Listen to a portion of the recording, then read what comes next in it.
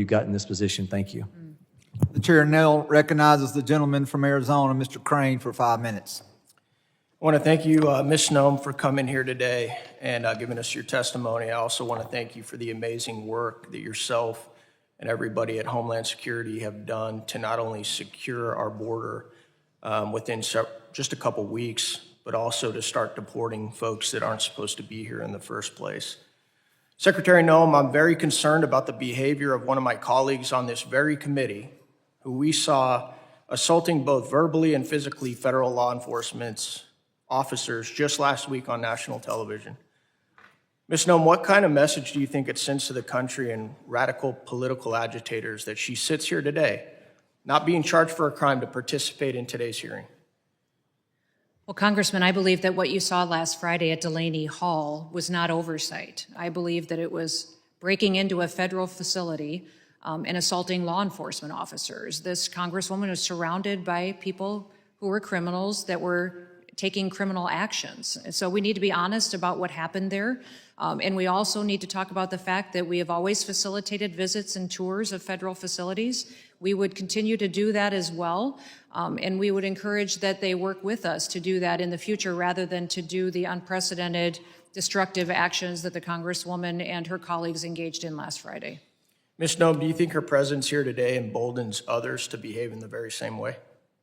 I think it would be sad if that's the testimony of what happened last Friday that gets perpetuated. I was shocked when I watched it and saw it, and was extremely discouraged to see that the colleagues that surround those three defend them.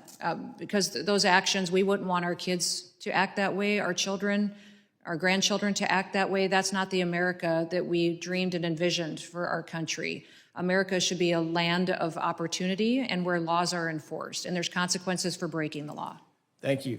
Ms. Noem, are you familiar with Article 1, Section 9, Clause 2 of the Constitution that covers the suspension of the writ of habeas corpus? Yes. It says that the writ of habeas corpus shall not be suspended unless, when cases of rebellion or invasion, the public safety may require it. Are you aware of which presidents have suspended the writ of habeas corpus? I know that President Lincoln did. Yeah, also Roosevelt and President Grant. You testified under oath, I believe, that the Biden administration allowed an invasion into our country. Is that correct? That is correct. So do you think it falls under the constitutional guidelines that I just read to you? I'm not a constitutional lawyer, but I believe it does. You've also witnessed that the Democrats here today and also radical activist judges are trying to halt and deny the president's agenda to carry out his constitutional duties to keep Americans safe and carry out his promise to the American people to secure the border and carry out mass deportations of those who have entered the country illegally. Knowing this, are you open and supportive of this constitutional option to suspend the writ of habeas corpus to keep Americans safe and carry out the president's agenda? Well, this is something that's not in my purview to weigh in on. This is the president's prerogative to pursue, and he has not indicated to me that he will or will not be taking that action. I want to thank Rogan O'Hanley for his efforts to bring this constitutional solution into the national conversation. Now I want to shift gears real quick. Ms. Noem, on May 5th, 2025, I joined Congressman Zinke and 8 of my fellow Republican colleagues in asking why it was appropriate for DOD and DHS to require real IDs for entry into Arlington National Cemetery. I did see that letter this week, sir. My question, what information can you share on the security posture of Arlington Cemetery that require real ID?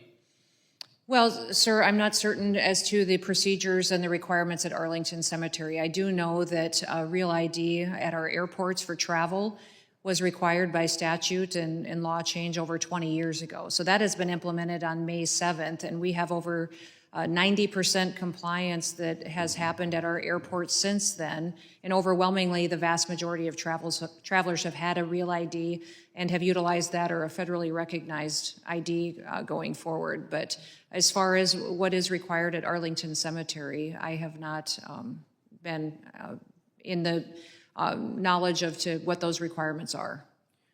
In that case, would you consider taking a look at that and also consider recommending repealing that requirement? I can certainly take a look at that and follow up with a conversation with you, absolutely. Thank you. I yield back.